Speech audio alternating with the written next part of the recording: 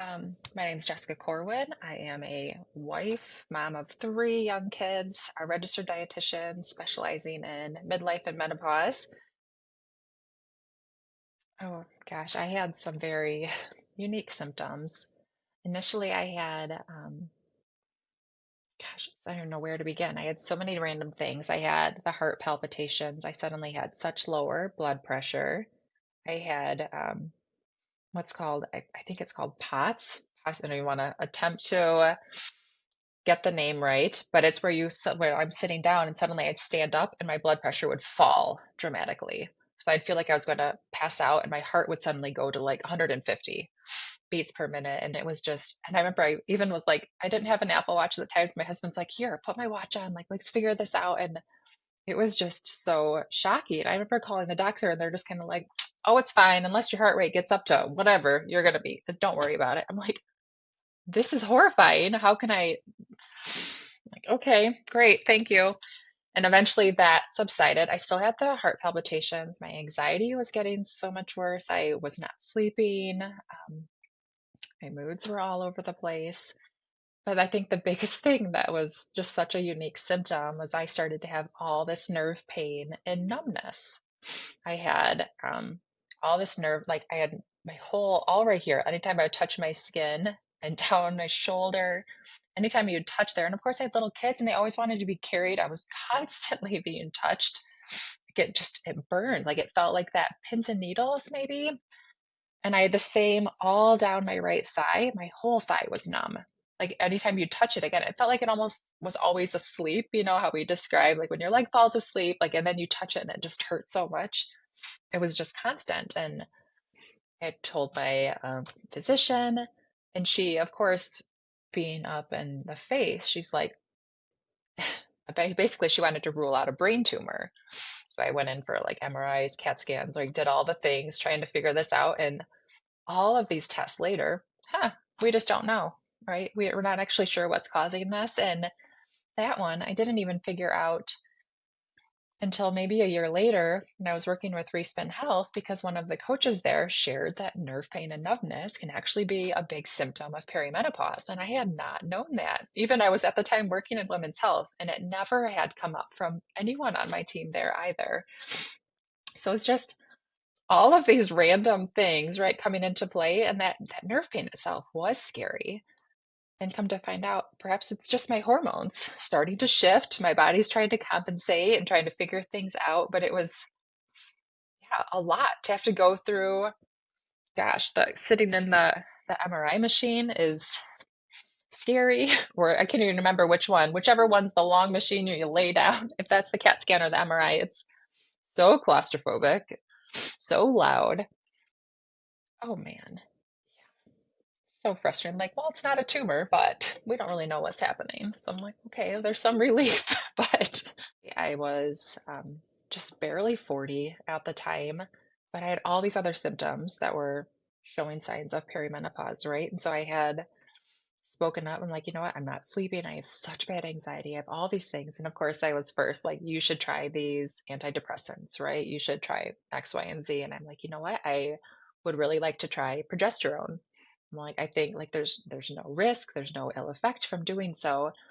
And she's like, yeah, she's like, they're actually, I could see benefit from that. We can try it if you like. She was very open to that. So I did try that for a while and the palpitations, everything had stopped, right? My nerve pain went away. Like it was just the strangest thing. So that is what told me, like, okay, yes, this nerve pain is playing a role with my hormones, right? Like I don't know, it was, and it's not like it fixed everything, right? Progesterone's not a magic pill by any means, right? Sleep was still difficult, but it was drastically better. My anxiety was drastically better. I mean, before that, I was having situations where I felt like I was going to have a panic attack, right? And I just would feel like I had to have to go outside, like ground myself, like walk myself, talk myself down. And progesterone is our calming hormone, right? I like to think of it like as a cuddly cat, right? Or just soothes you and like just brings you back down to it's going to be okay, right? Well, I actually started working on the more dynamic healthcare team with Respin Health, where I was just surrounded by these experts really pushing boundaries and I don't know, like really thinking outside of the box and learning from them. It just taught me more ways that I could support my own system. And also, again, like going back to the importance of my autoimmune condition, right? Like knowing that those all tend to flare up with perimenopause because estrogen is like an antioxidant, like she helps those antioxidant regulatory pathways. So she helps us to keep and fight off inflammation, right? So that we don't have these flare ups. So as our hormones start to shift, particularly in times of high stress, and I'm someone who typically has 3 jobs at a time and 3 kids, like there's a lot going on. So I have to make myself slow down, right? And like create pauses so that my stress doesn't overcome me and bring on even more anxiety, right? Or flare ups with my condition. And it's a constant reminder, right? My body's all, and all of our bodies are always trying to speak to us, right? Whether through emotions, through these symptoms, through these signs in our skin, whatever it is. And we just don't often slow down enough to listen, right? We do get these cues and these signs, and she's always trying to talk to us. So we just have to try to reconnect body and mind to actually hear her and pay attention and maybe even keeping track and looking for patterns, right? Even if you're still having a monthly period, paying attention throughout your cycle because you might notice things are a little bit different as your hormones ebb and flow throughout the month. I think with hormone therapy and all the other lifestyle supports, I think we are finally getting the research, and we have many more providers who are speaking up and sharing that information, and more communities of women coming together to share their stories, right? And I think, well, I talked to someone last week who was very scared of hormone therapy because of the World Women's Health Initiative, which came out decades ago, right? And that's all been cleared up. It was a flawed study from the start, and the data that they shared was just so skewed. It wasn't really accurate. So I think bringing her into a community with group coaching where she suddenly hears other women like, wait, oh, you tried hormone therapy? Wait, what did it do for you, right? And or even if it's not hormone therapy, like, wait, okay, you have anxiety too? Like what's helped you, right? And like hearing from other women, I think that's what's going right back to speaking up when you're struggling because we get to hear from other people's stories and it just brings that human touch back, right? And that's just so missing. I mean, despite this like digital world, we're so isolated. We're always, behind our computer or just watching other people's lives. And I don't know, as soon as you do have that connection or share what you're going through, it's like you're like, wait, oh, I'm not alone. Like, thank you. But I think that's where the research is, right? Is that as we enter perimenopause and get into postmenopause, insulin resistance starts to climb, right? And so that means our insulin's not able to do its job quite as well. Our blood sugar starts to climb. That's creating more inflammation, leading to more weight gain, particularly right around your belly and back where we don't want it. So what we can do, right, to support that is one thing is building muscle because the more we can build muscle, creates a whole separate pathway for that blood sugar to enter into our muscle cells to keep our blood sugar at a more level pace. And if we can keep our blood sugar steady without these high peaks and valleys, it supports our mental clarity, which so many women complain of brain fog, right? Can keep your mood more steady. We're not having these highs and lows where we're feeling when our blood sugar drops, you can feel so anxious. So it's going to worsen all of those anxious feelings.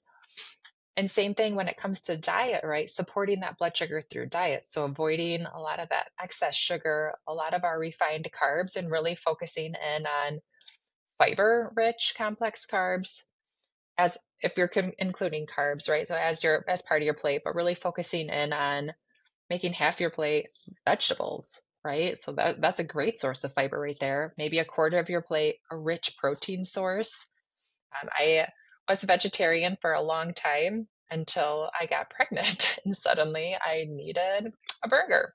And so I have just learned to find this balance. I often refer to myself as a flexitarian. It's like, I'm largely plant-based, but I do like some meat, right? And I think that can hold true because I believe that women are going to feel better getting in a balance of animal-based proteins and plant-based proteins. You don't have to be all or nothing. We can find balance with both, and we're going to get all those amino acids that we need. But really, it's just so much easier to hit protein goals with our meals when we tie in, whether it's salmon, eggs, chicken, lean beef, whatever it might be. It can just make it easier and more fun to build our plate when we're not only limited to one type of protein.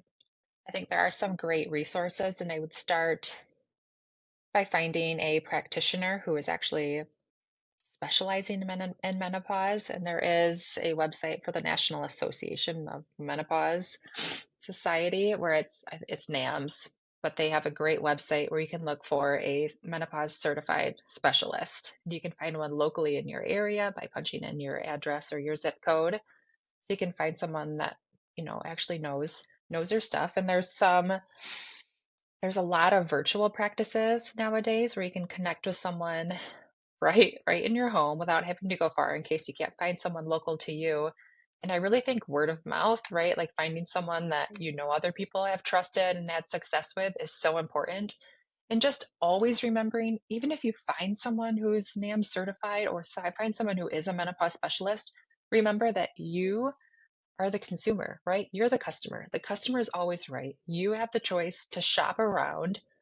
Even if you love and respect that physician, if they're not able to help you, remember, because you're the expert on your body, remember that it's okay to say, you know what, thank you very much for all that you've done for me. This has been wonderful.